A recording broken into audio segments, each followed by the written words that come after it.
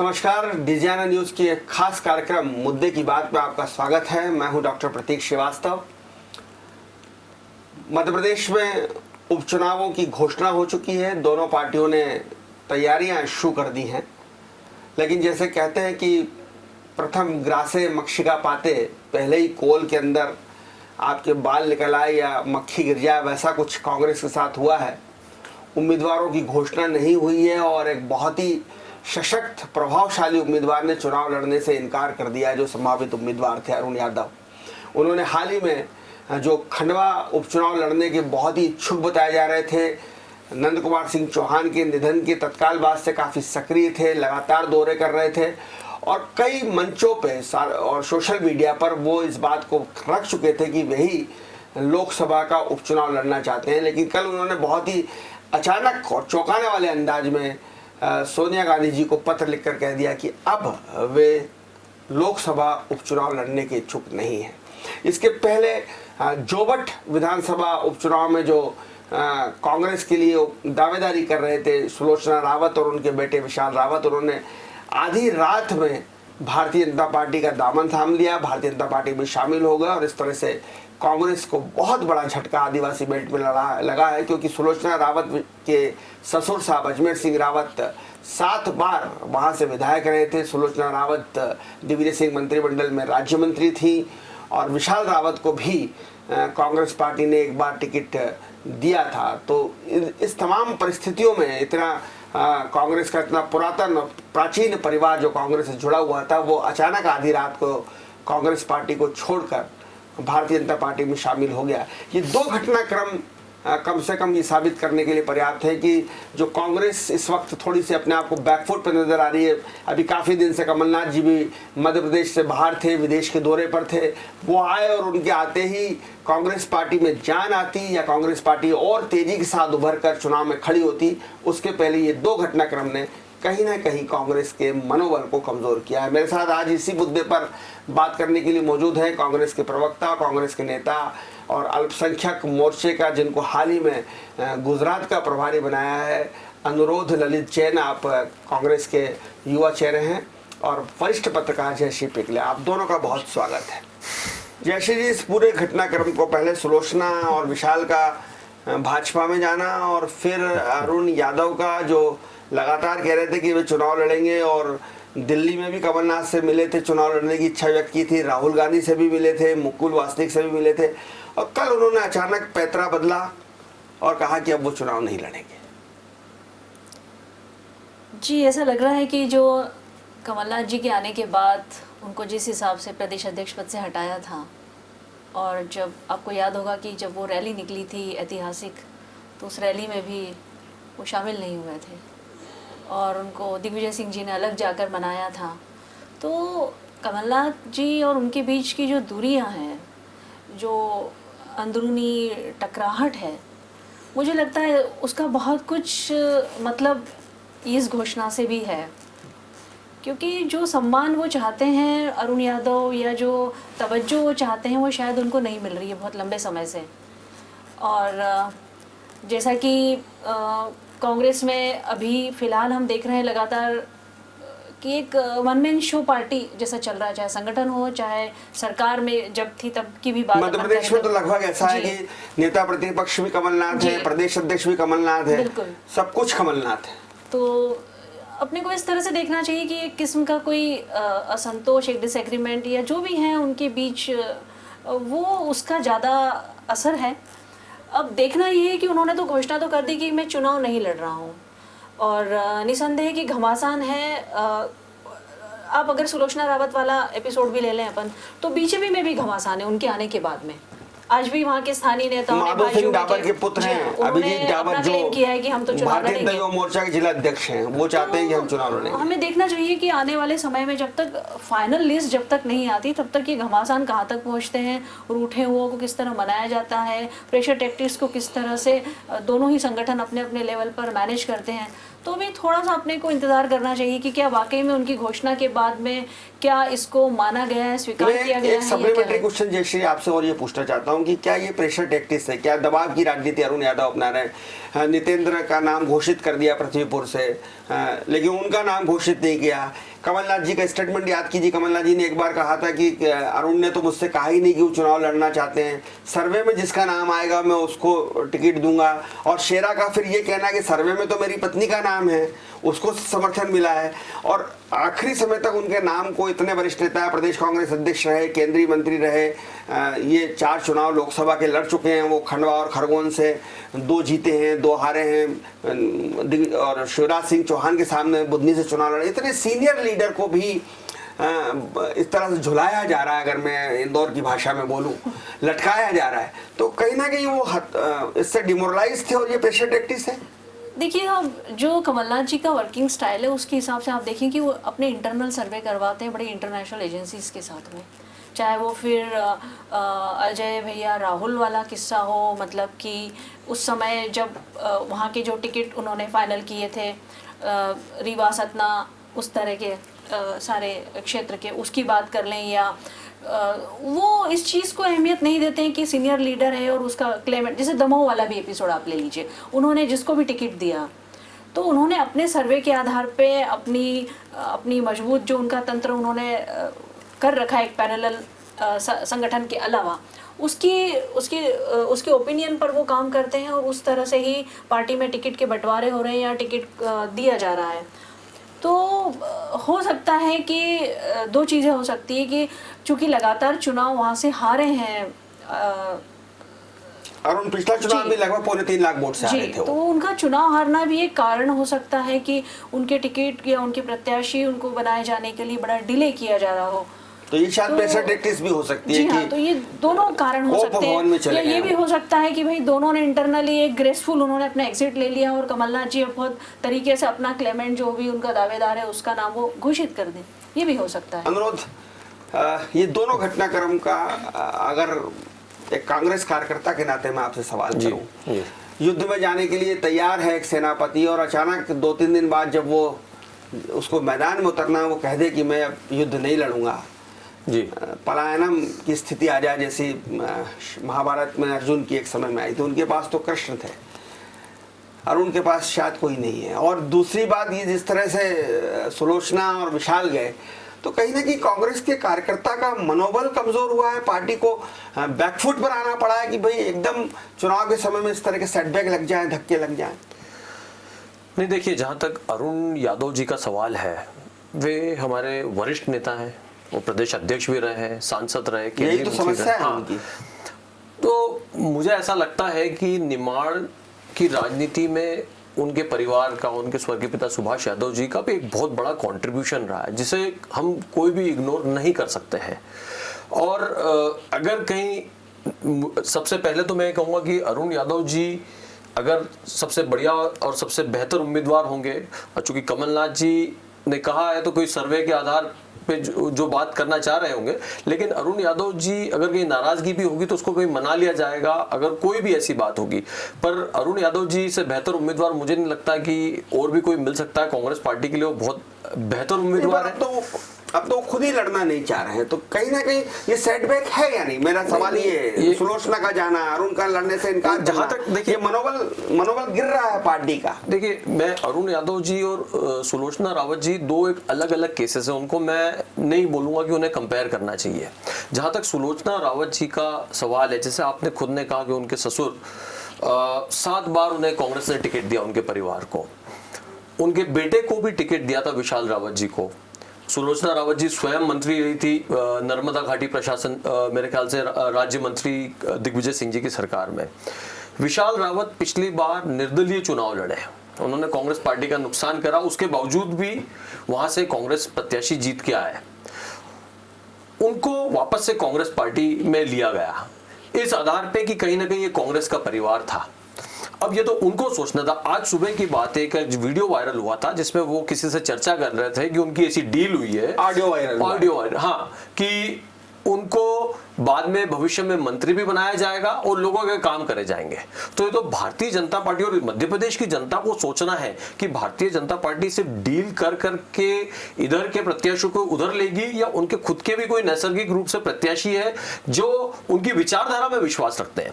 आप देखें कि आज ही भारतीय जनता पार्टी में, आप जैसे मैम बोल रहे थे कि विरोध हुआ और आज एक जो आम कार्यकर्ता जो भारतीय जनता पार्टी से जुड़ा हुआ है, जिसने अपनी दरी उठाई है, जीवन भर भारतीय जनता पार्टी के लिए काम करा, कहीं ना कहीं मन में उसके एक जगह उसकी जो है कोई कांग्रेस से आयातित नेता लेगा तो उसका मन दुखेगा। तो ये भारतीय जनता पार्टी के लिए चिंता करने की बात है। जहां तक कांग्रेस पार्टी की सवाल है, कांग्रेस पार्टी में तो जहां तक सुलोचना रावत जी और विशाल रावत जी का मसला है, बेहतर है कि अगर जो कांग्रेस पार्टी की विचारधारा में विश्वास नहीं रखते और जिन्हें ऐसा लगता है कि नेतृत्व में विश्वास नहीं है, वो छोड़ के चले जाए, वो कांग्रेस पार्टी के लिए बेहतर है। जहां तक अरुण यादव जी का सवाल है, वे हमारे नेता है, कांग्रेस पार्टी के वरिष्ठ नेता है और मुझे ऐसा लगता है उनका एक बहुत बड़ा दबाव प्रभाव है। आपने कहा वरिष्ठ नेता हैं, सुभाष यादव बहुत महान नेता थे, महान किसान नेता थे, महान सहकारी नेता थे, बड़े कद्दावर नेता थे और इतना सब आपने उनके बारे में बताया। जो बात आप जैसे छोटे कार्यकर्ता को समझ में आ रही है, वो कमलनाथ जी को समझ में नहीं आ रही है।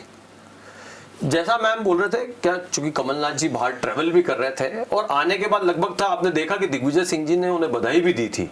तो कहीं ना कहीं सारी चीजें होती, कांग्रेस पार्टी में एक सिस्टम होता है, सिस्टम के माध्यम से ही काम होता है। कांग्रेस कैसा सिस्टम है? वो पृथ्वीपुर में आप उम्मीदवार घोषित कर देते हो, खंडवा में नहीं करते हो, कैसा सिस्टम है? मतलब ये सिस्टम ही तो समझना चाह रहा हूँ मैं इस मंच से आपसे। आप भी अब तो गुजरात के प्रभारी हो गए, बड़े नेता हैं, बताएं ये सिस्टम क्या है कि जो उनका लड़का है ब्रजेंद्र राठौर का, जो अभी पार्टी में आया भी नहीं है ठीक से, उसका नाम घोषित हो जाता है। जो प्रदेश कांग्रेस का अध्यक्ष रहा है, केंद्रीय मंत्री रहा है, जिसके फादर उप मुख्यमंत्री रहे हैं, प्रदेश कांग्रेस के अध्यक्ष रहे, उसको इतना झुलाया जा रहा है। तो यही सिस्टम मैं समझना चाह रहा हूँ। आज भी आप देखेंगे तो अरुण यादव जी कहीं ना कहीं क्षेत्र में दौरे कर रहे हैं, अपने कार्य पे लगे हैं। जहां तक अगर कोई ऐसी नाराजगी की बात है, अगर ऐसा है तो घर का मामला है, उसे निपटा लिया जाएगा। नाराजगी तो है, जैसे ही क्यों नहीं होगी? ये लग रहा है कि नाराजगी तो है। क्यों नहीं? अगर एक घर में रहते हैं, बर्तन तो बचते ही हैं और कोई दिक्कत नहीं है, पर उसको सार्वजनिक रूप से पार्टी छोड़ देना, गद्दारी करना, वैसा कार्य तो नहीं। घर में बर्तन मजे और उसकी आवाज घर तक ही रहे, लेकिन अगर उसकी आवाज पड़ोस में जाएगी तो फिर वो मजे का प्रयास का विषय बन जाएगा। पार्टी के लोकतंत्र की तो सबसे ज्यादा खूबसूरती यही है कि कोई भी कांग्रेस अध्यक्ष के बारे में भी आज हमारे इतने सारे नेता हैं, उन्होंने जो चाहे मर्जी कर दे। मैं इस बात का, देखिए आप हैरान हो जाएंगे कि भारतीय जनता पार्टी में पूरे के रातों रात कैबिनेट बदल दी जाती है, मुख्यमंत्री बदल दिए जाते हैं और कोई कुछ नहीं बोलता है। तो ये इसको अगर आप कहीं ना कहीं बोलेंगे कि नहीं यार ये बहुत ही बढ़िया, देखिए आप तो बिल्कुल कितना पार्टी में कितना ऑर्गेनाइज्ड वे में है और ये लोग करते हैं, लेकिन जहां इस लोकतंत्र की पार्टी वाली जो कांग्रेस पार्टी है, इसमें भाई लोग अपनी बात रख सके, ये बात होना ही अपने आप में बताता है कि कांग्रेस पार्टी में सब एक समान है और सब एक विचार मंच पे है और उसी पे हम सब काम कर रहे हैं। जो लड़ाई जिसका इशारे में अनुरोध ने भी स्वीकार किया कि कहीं ना कहीं नाराजगी है, ये नाराजगी क्या असर दिखाएगी? अब ये 3 उपचुनाव कमलनाथ के लिए भी बहुत महत्वपूर्ण है, 4 उपचुनाव, और शिवराज जी के लिए भी बहुत महत्वपूर्ण है। भारतीय जनता पार्टी में जिस तरह की भारतीय जनता पार्टी में नेतृत्व को लेकर अटकलें चल रही हैं, उसके मद्देनजर ये उपचुनाव सिर्फ उपचुनाव नहीं रह गए, खासे महत्वपूर्ण उपचुनाव हो गए। और लोकसभा की सीट, जब आप किसान आंदोलन चल रहा है, पेट्रोल जो है वो 110 है, डीजल 100 के पार हो गया है, पूरा महंगाई इस वक्त चरम पर है, बेरोजगारी इस वक्त चरम पर है, तब ये लोकसभा का उपचुनाव कहीं ना कहीं मोदी सरकार को भी रिफ्लेक्ट करेगा। ऐसे समय में कांग्रेस में अंदर ही अंदर खींचतान हो गई है, तो ये कितना? देखिए सर, मुझे ऐसा लगता है प्रतीक जी कि इसको इस तरह से देखने की ज़रूरत है कि दोनों ही नेता, चाहे कमलनाथ हो या शिवराज हो, उन दोनों के लिए अहमियत न तो किसी कद्दावर नेता का होना है, न किसी का नेचुरल क्लेमेंट होना है, उससे उनको कोई सरोकार नहीं है। उनको सरोकार है अपने नंबर से, अपनी प्रतिष्ठा से। और बीजेपी जो है, शिवराज जो है, वो दमोह की हार के बाद किसी भी कीमत पर, किसी भी तरीके से कोई लूज़र होना नहीं चाहते हैं इन चुनावों में। तो उनको कोई सरोकार नहीं है इस बात से कि सुलोचना रावत को आकर वो टिकट देंगे क्या, जो अभी अभी कांग्रेस चाहिए। मतलब है कि जीतने वाला कैंडिडेट। बीजेपी अपनी इस पॉलिसी पे चल रही है कि चाहे वो भाजपा का हो, बसपा का हो, किसी भी दल का हो, अगर वो जीतने वाला उम्मीदवार है, उनके सर्वे में अगर वो जीतने वाला दिखाई दे रहा है, तो उनको उसको पार्टी में लेना है। रहा सवाल कमलनाथ जी का, तो कमलनाथ भी इसी बात पर है कि उनको दम्हों का जो करिश्मा है, या जो उनको लगा था कि एक जादू हो गया था, जिस हिसाब से जिस लीड से उन्होंने चुनाव को जीता है या जिस तरह से चुनाव को मैनेज किया उन्होंने, वो उस चीज़ को रिपीट करना चाहते हैं इन तमाम चारों सीटों पर। तो उनके लिए भी अहमियत ये रखता है कि भाई अरुण यादव नाराज़ है या राजी है, इस बात से सरोकार कम रखते हुए वो अपनी ताकत से, अपने सर्वे से, अपने तरीके से जो भी जीतने वाला प्रत्याशी है शायद उसकी खोज में है वो जीतने वाला प्रत्याशी कौन हो सकता है? अनुरोध मैं आपसे जानना चाहता हूँ, क्या वो जीतने वाला प्रत्याशी सचिन बिरला हो सकते हैं, या झुमा सोलंकी हो सकती हैं, या शेरा की पत्नी राशि, या रवि जोशी, कौन? मुझे ऐसा लगता है कि जैसे मैंने पहले कहा कि अरुण यादव सर्वप्रथम चॉइस होना चाहिए, और अगर वाकई में वो इनकार करते हैं तो वो जिसका समर्थन करेंगे, मुझे ऐसा लगता है वो कहीं ना कहीं कांग्रेस के लिए अच्छा प्रत्याशी साबित होगा। क्या ये बात भी सच्चाई है इस बात में कि अरुण यादव को खुद को ये समझ में आ गया है कि वो खंडवा चुनाव नहीं जीत रहे हैं? जिस तरह की स्थिति, पिछला चुनाव भी 2,72,000 से हारे थे, इस बार एक वेव होती है सहानुभूति की, नंद कुमार सिंह चौहान को लेकर सहानुभूति है, और जिस तरह से भाजपा की सरकार है, संगठन है, तो अरुण को खुद को लग गया हो कि चूंकि वो 5 में से 3 चुनाव हार चुके हैं, और लोकसभा के 2 चुनाव हार चुके हैं, 14 में हार गए थे, 19 में हार गए थे, और अगर इस बार भी हार गए तो राजनीति खत्म हो जाएगी, इसलिए उन्होंने अपनी प्रतिष्ठा बचाने के लिए किया हो, ये भी हो सकता है। नहीं, मुझे ऐसा लगता है कि देखिए अरुण यादव जी बहुत, जब से नंद कुमार सिंह जी चौहान का देहांत हुआ था तभी से क्षेत्र में उन्होंने अपनी सक्रियता बढ़ा दी थी, पर कहीं ना कहीं भारतीय जनता पार्टी की मशीनरी है और जो चुनावी तंत्र में जो सरकार का सहारा है, उस बात का एडवांटेज भारतीय जनता पार्टी को मिलेगा, इस बात का एहसास हम सबको है। लेकिन इसके विपरीत में आज जिस तरह से किसान आंदोलन, किसानों के साथ जो अभी क्रूरता हो रही है, भारतीय जनता पार्टी के गृह मंत्री के बेटे किसानों को कुचल के जाते हैं, और देश में सारे किसान आज इस बात का मौन मना रहे, पूरा देश दुख मना रहा है। यह एक बहुत बड़ा मुद्दा है। मैं नहीं जानता हूं लोगों के लिए मुद्दा है कि नहीं, पर 200 रुपए लीटर में तेल बिकना और पेट्रोल डीजल बिकना यह मुद्दा है, और ये आंतरिक रूप से इंटरनली एक बहुत बड़ी एक मुद्दा बना पाएंगे इसको इन चारों उपचुनावों में? चाहे किसान आंदोलन हो या महंगाई, ये मुद्दा है, और मैं आपको ये विश्वास दिलाना चाहता हूं, बना पाएंगे, क्योंकि 110 पे पेट्रोल और 100 पार डीजल बिकने के बाद भी मुझे नहीं लगता कि कांग्रेस को मुद्दा बना पाई है। देखिए मैं आपसे यही निवेदन करना चाहता हूं कि आज की तारीख में कुछ एक मीडिया हाउसेस को छोड़ दे, जैसे आप लोगों का है, तो एक प्रासंगिकता होना किसी भी मुद्दे की, बहुत कम मीडिया हाउसेस जो उसको कवर करते हैं। आज आप देखें कि लोग कहते हैं कि कांग्रेस कहां है, आज जो किसानों को जो कुचला गया और जो गृह मंत्री के बेटे करके चले गए थे, आज लखीमपुर में हमारी नेता प्रियंका गांधी जी गई और उन्होंने दृढ़ निश्चय करा कि मुझे लोगों से मिलना है। मैं उन लोगों का जवाब देना चाहता हूं, और मैं इस बात का एक बड़े तौर पे जवाब भी है कि कांग्रेस पार्टी कहां खड़ी है। कांग्रेस पार्टी हर उस जगह पे खड़ी हुई है जब कोई भी व्यक्ति को दबाया जाएगा, कुचला जाएगा, चाहे वो किसान मध्य प्रदेश का हो, चाहे दिल्ली का हो, हरियाणा का हो, चाहे उत्तर प्रदेश का। आपके बड़े नेता का चुनाव लड़ने से मना कर देंगे तो फिर प्रियंका जी अकेले करने से क्या होगा? जयश्री जी, ये चूंकि अरुण यादव एक ओबीसी चेहरा भी है, और अभी इस वक्त मध्य प्रदेश में ओबीसी की सबसे ज्यादा राजनीति हो रही है, चाहे वो आरक्षण का इश्यूज हो, चाहे वो 52% मध्य प्रदेश में जनसंख्या ओबीसी की है, और ओबीसी चेहरा एक बहुत महत्वपूर्ण है। और इस समय कांग्रेस का सबसे प्रभावशाली ओबीसी चेहरा जो है वो अरुण यादव माने जाते थे। मालवा निमाड़ में उनका खासा असर है, और उस ओबीसी चेहरे को जिस तरह से ह्यूमिलेट किया गया, जिस तरह से उसको बेइज्जत किया गया, उसकी प्रतिष्ठा गिराई गई, उसके नाम की घोषणा नहीं हो रही है, कल के लड़कों की घोषणा हो रही है, इन सब से कहीं ना कहीं वो उसका भी असर पड़ेगा ओबीसी की राजनीति पर।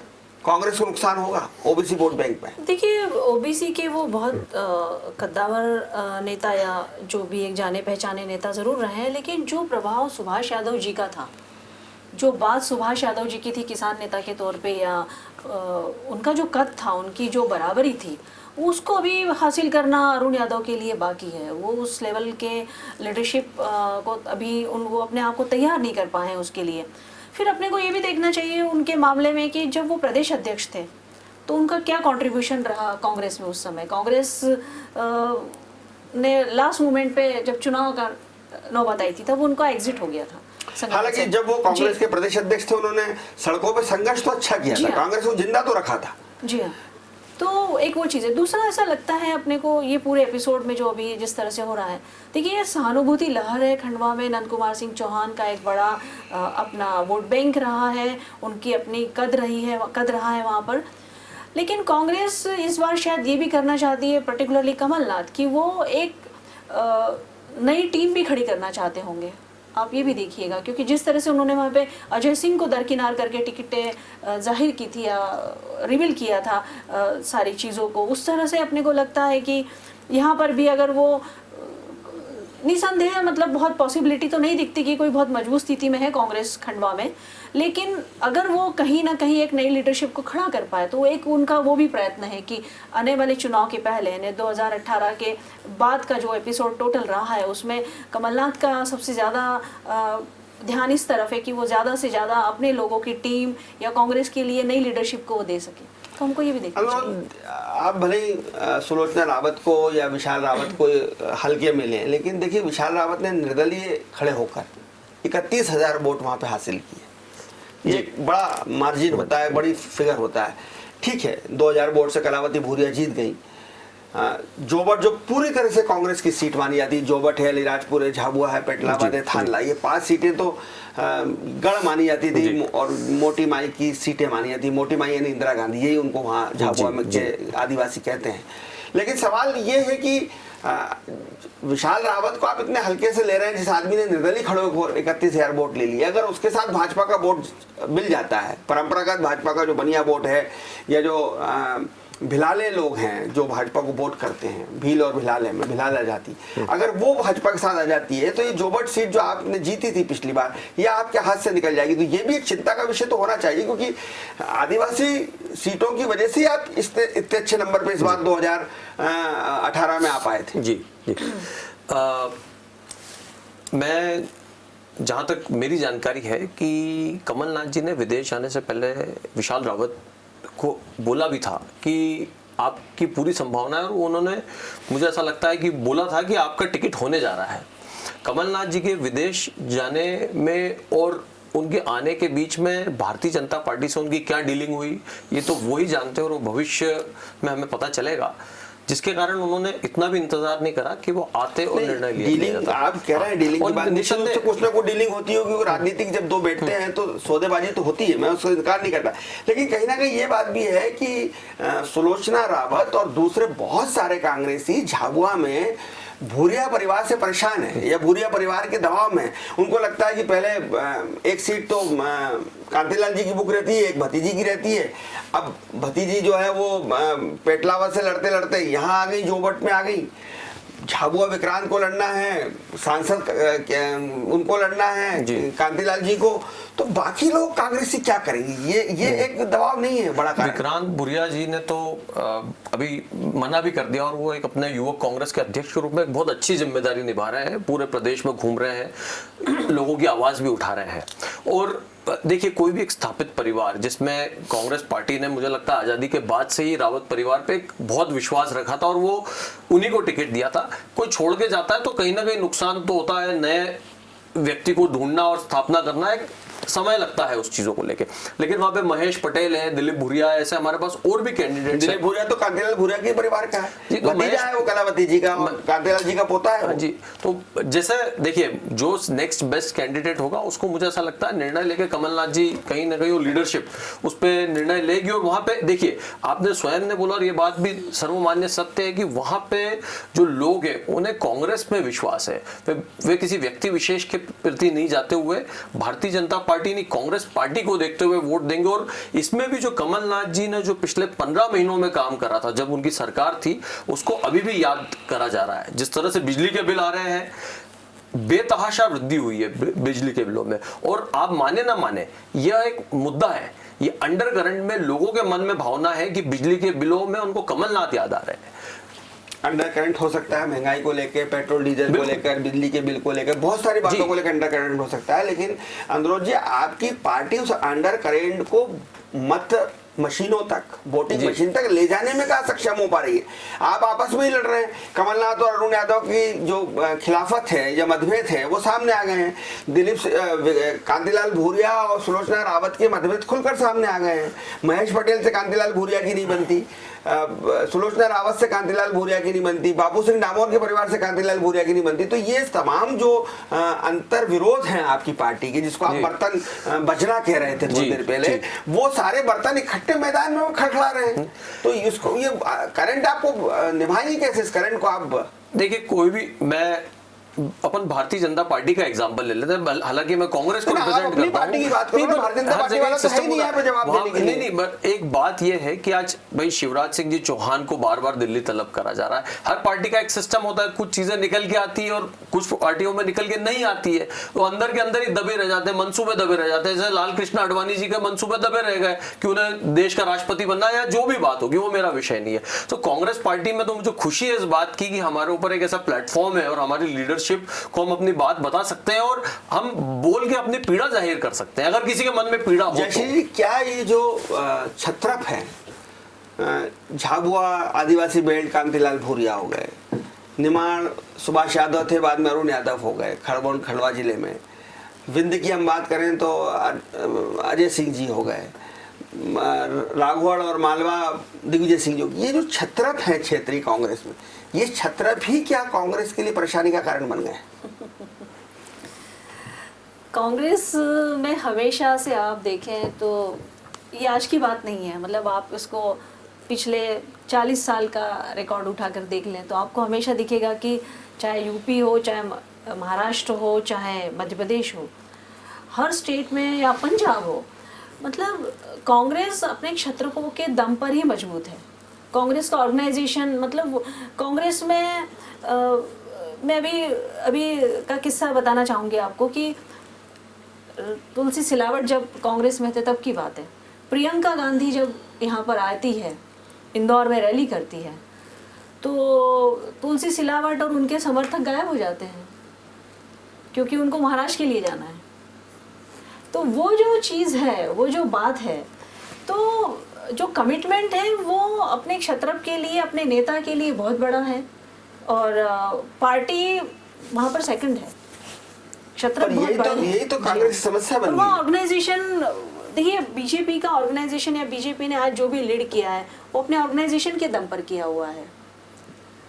विशाल रावत को यही तो लगा विशाल रावत को कि कांतिलाल भूरिया या विक्रांत भूरिया के रहते हुए अब झाबुआ जिले में राजनीति करना उसके लिए संभव नहीं है, इसलिए तो वो छोड़ के चला गया।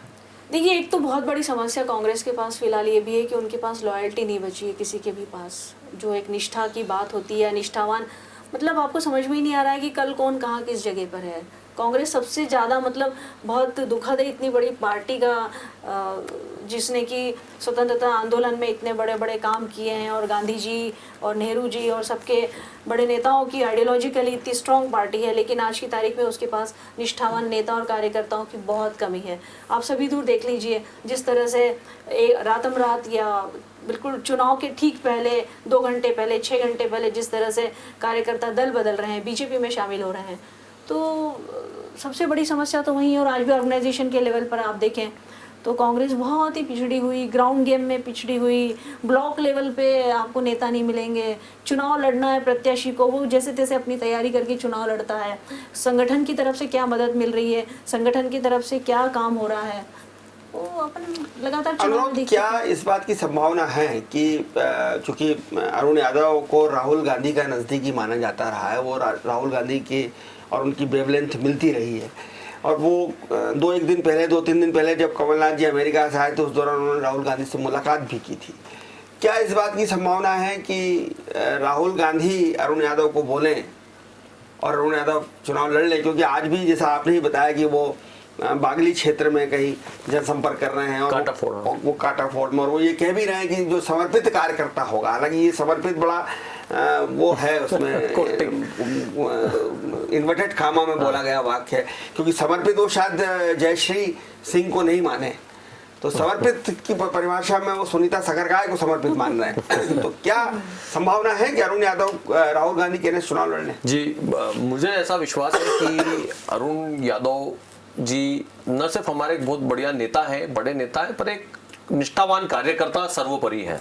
और राहुल गांधी जी या लीडरशिप के कहने पे अगर लीडरशिप बोलेगी तो वो चुनाव जरूर लड़ेंगे और भारी मतों से जीतेंगे। शेर उन्होंने पढ़ा है हाँ और उस शेर का पूरा शेर तो मुझे याद नहीं, पर लब्बो लुआब ये है कि जब उन्होंने अपने पीठ पीछे जो तीर लगा था जिससे घाव हुआ था, जब उसको देखा तो हाथ किसी अपने का ही था। तो ये इशारा किसकी तरफ है? ये इशारा कमलनाथ की तरफ है, ये इशारा रवि जोशी की तरफ है, ये इशारा झूमा सोलंकी की तरफ है, विजयलक्ष्मी साधो की तरफ है, ये किसकी तरफ इशारा है? ये वो हाथ किसका था, तीर किसका था, मैं ये आपसे जानना चाहता हूँ। ये तो उन्होंने शेर लिखा, उन्हीं से पता लगाना पड़ेगा, मुझे भी इतना आइडिया नहीं है। लेकिन देखिए क्या होता है कि कोई भी क्षेत्र में आप काम करते हैं तो कई लोगों की नाराजगियां भी होती है, और स्वाभाविक है कि एक लंबे समय से उनका परिवार उस क्षेत्र में अपना दबदबा रखता है, तो कुछ लोग नाराज हो सकते हैं। और स्वभाव उसी के कारण जैसे हमने देखा कि बीच में शेरा भैया उनकी तरफ से बयान आ रहे थे कि वे भी चुनाव लड़ने वाले थे। हो सकता है इन सब नाराजगियों को और इन सब चीजों को लेके कहीं ना कहीं अरुण भैया के मन में एक संकोच आया हो। जैसे जी ये शेर वास्तव में बहुत ही मौजूद है कि अपने का ही किसी का हाथ था जिसने घाव दिया है। तो क्या इशारा है अरुण यादव का? कमलनाथ जी की तरफ है क्या, किस तरफ इशारा है? देखिए पार्टी किस तरह है, इतना सीनियर लीडर दिल में इतना दर्द छुपाए बैठा है इतने लंबे समय से, उसके साथ कोई कम्युनिकेशन नहीं है। मतलब आप देखिए कितना अहम है, कितना ईगो है, क्योंकि लंबे समय से उनकी उपेक्षा हो रही है, लंबे समय से इग्नोरेंस को वो फेस कर रहे हैं पार्टी के इस शेर ने कम से कम इतना तो स्पष्ट कर दिया है कि वो अपनों से परेशान है, वो भाजपा से परेशान नहीं है। मतलब और ये तो स्पष्ट है। दूसरा उनके बीजेपी में जाने की रूमर्स उड़ती है, कई बार बात भी हो चुकी है, कई बार ऐसा एक बार उन्होंने ट्वीट भी किया था कि मेरा नाम अरुण सुभाष यादव है, अरुण सिंधिया नहीं। तो ये जो चल रहा है उनके साथ लगातार, इन्हें कुल मिला के मुझे ये लगता है कि इस तरह से ट्वीट करना और इस तरह से उनका इग्नोरेंस होना, और उनके साथ लगातार संगठन में, चूंकि कमलनाथ ही सरकार है, कमलनाथ ही सरकार रहे, कमलनाथ ही संगठन रहे, तो उनके साथ एक बहुत बड़ी दूरी। क्या भाजपा उनके ऊपर वैसे ही डोरे डाल सकती है जैसे विशाल और सुलोचना पे डाले या सिंधिया जी पे डाले? हाँ, बीजेपी, मुझे लगता है कि BJP is a very clever party. अगर उनको लगता है कि अभी चुनाव जीत रहे हैं वो खंडवा से, नंद कुमार सिंह चौहान को लेकर वो सिंपैथी वेव नहीं होती, तो हमें लगता कि बीजेपी एन कैन प्रकार किसी भी तरह से अरुण यादव को अपनी पार्टी में अभी तक ले चुकी होती, ऐसा मुझे लगता है, क्योंकि बहुत क्लेवर और बहुत और अभी भी कुछ संभावना है, क्योंकि अगली पिछला जो 2018 के चुनाव में बीजेपी मालवा निमाड़ में अच्छा प्रदर्शन नहीं कर पाने के कारण ही नंबर गेम में पिछड़ गई थी, सरकार नहीं बना पाई थी जी। तो क्या बीजेपी के लिए अभी भी अरुण यादव उपयोगी हो सकते हैं?